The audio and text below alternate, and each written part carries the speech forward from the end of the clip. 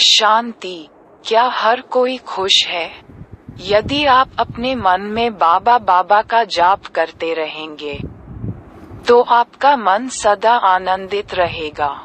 नहीं तो आपका मन बाहर भटकता है और दुख का अनुभव करता है। मेरा बाबा कहते हैं, तुम बाबा का कितना समय सोचते हो उसका चार्ट रखो।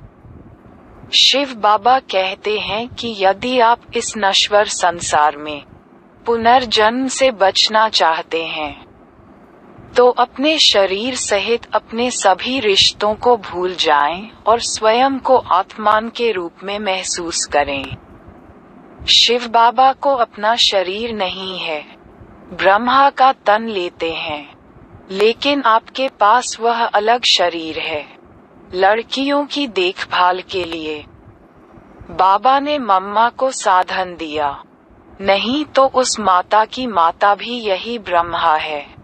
शिव बाबा हीरे तुल्य भारत को सुखी बनाते हैं। रावण दुख भरा नरक रचता है। 5000 साल पहले लक्ष्मी नारायणन के राज्य में एक शुद्ध गृहस्थ धर्म था। अब लोकतंत्र में नहर के पानी के बराबर अल्पकालीन सुख ही सुख है। जब ब्रिटिश सरकार का शासन था तब भी ऐसा कोई शौक नहीं था। तब सारा सामान सस्ते दामों पर मिल जाता था, लेकिन अब सभी उत्पाद ऊंचे दामों पर बिकते हैं। जिधर देखो अकाल, तूफान, बाढ़ और यहाँ तक कि पानी की कमी भी नजर आती है। ये दुनिया आपकी आंखों के सामने खत्म होने वाली है। आप इस संसार को स्वर्ग बनाने की सेवा में अपना तन, मन, धन सब समर्पित कर देते हैं। अपने को आत्मा समझ शिव बाबा को याद करते रहो। बिल्कुल शिव बाबा के बनो।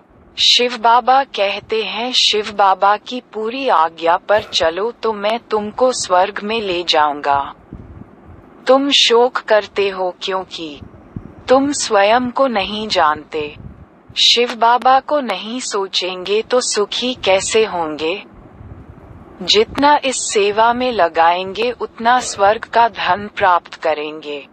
सारी संपत्ति अब मिट्टी सहित मिट्टी बनने वाली है, इसलिए उस पर कर्ज का त्याग करें।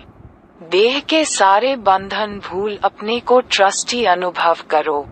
आपको अपनी आय की सूचना भगवान शिव को देनी होगी, तभी बाबा आपको सलाह देंगे। अगर आपकी लड़की को ज्ञान पसंद नहीं है तो उसकी शादी कर दें। यदि लड़के को इस ज्ञान में रुचि नहीं है तो उसे कमाने दो और शादी कर लो। शायद ब्रह्मा गलत मार्गदर्शन देते हैं और शिव बाबा इसकी जिम्मेदारी लेते हैं। स्वर्ग में बच्चों को रामचंद्र कृष्ण चंद्रन जैसा सुंदर नाम दिया जाएगा। वेद वास्तव में सन्यासी धर्म पर आधारित हैं। गीता गृहस्थ धर्म पर आधारित है। तुम्हारे पास 4-5 आदमी आवे तो एक एक को अलग अलग ये ज्ञान देना चाहिए। आत्मा को कर्म का फल भोगना ही पड़ता है। बाबा हमें 21 जन्मों तक सुखी रहने के लिए आवश्यक सर्वोच्च कर्म सिखाते हैं। हमें अपने सिर में जीवन के अनेक पापों को यौगिक अग्नि से नष्ट करना है, नहीं तो कड़ी सजा मिलेगी। बाबा को याद नहीं करेंगे तभी माया वार करेगी। कदम कदम पर बाबा से पूछो कि निष्पाप रहना है। जितना बाबा को याद करेंगे उतना खुशी होगी। असीमित आय की बचत होती रहेगी। रात भर बाबा को याद करते रहो। नींद के चैंपियन बने। ब्रह्मा सहित सबके प्रति ऋण उतारना चाहिए। कर्जाजीत बन शिव बाप से ही बुद्धि लगाएंगे तो शक्तिशाली बनेंगे। मैं नई दुनिया में जाकर नया शरीर धारण करने वाला हूँ। फिर इस पुरानी दुनिया और पुराने शरीर से क्यों लिपटे हो? ये स्वर्ग का प्रिंस प्रिंसेस बनने का कोर्स है। जिसकी कोई विशेष सत्ता होती है उसकी सभी पूजा करते हैं। इसी प्रकार दिव्य गुणों और शक्तियों के अनुभव में अधिकार रखने वालों की सभी पूजा करेंगे। ऐसे अफसरों को माया भी पूजती है, जो सभी को खुशियों का खजाना बांटता रहता है। वह हमेशा के लिए खुश रह सकता है।